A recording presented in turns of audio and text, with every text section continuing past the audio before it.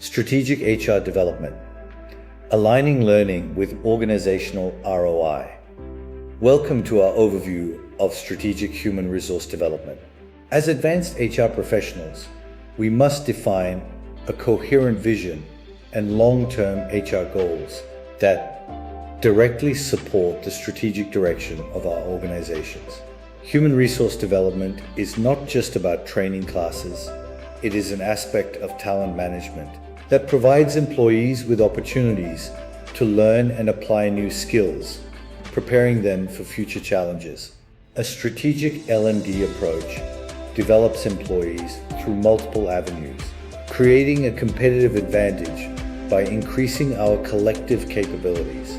It is essential for retaining top performers, meeting future organizational needs, and ensuring the transfer of vital institutional knowledge. But before we design a learning intervention, we must conduct a thorough organizational needs assessment. This ensures we are solving real business problems.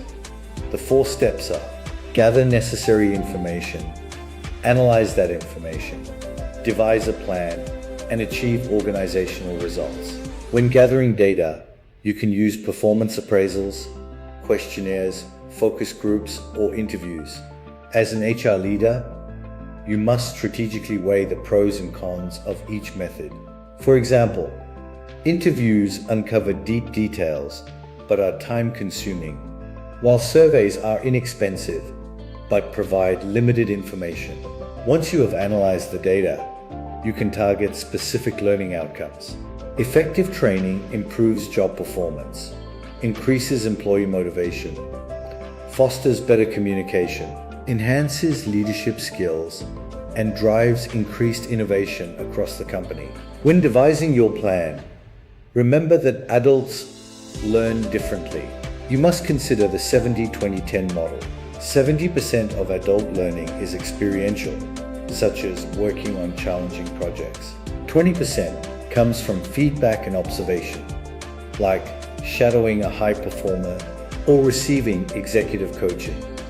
Only 10% of true adult learning happens through formal training classes. For that 10% of formal learning, the gold standard for instructional design is the ADDIE model: assessment, design, development, implementation, and evaluation. During the design phase, you must translate broad course goals into narrow, specific learning objectives that dictate the exact behaviors a student must be able to perform. Ultimately, to prove the value of HR to the C-suite, we must master evaluation.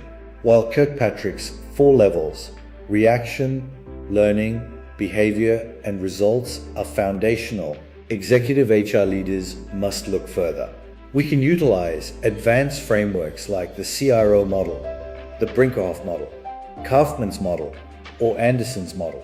Crucially, the Phillips ROI model adds return on investment as the 5th level of evaluation. ROI demonstrates the efficiency with which resources are used, calculated as the program's benefit divided by its cost.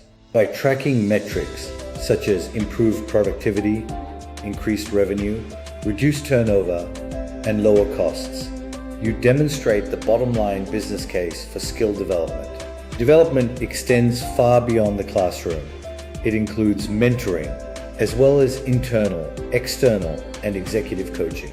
It also involves strategic job redesign, utilizing job rotation to move employees between roles, job enlargement to add tasks, and job enrichment to increase a role's depth and responsibility. Finally, strategic HR development must continuously curate future leaders. We must distinguish between management, which focuses on tactical execution and daily operations, and leadership, which requires envisioning a future state and inspiring organizational performance. By mastering these concepts, HR leaders can transform learning and development from a simple administrative function into a vital, strategic driver of organizational success. Thank you for watching this overview of strategic human resource development.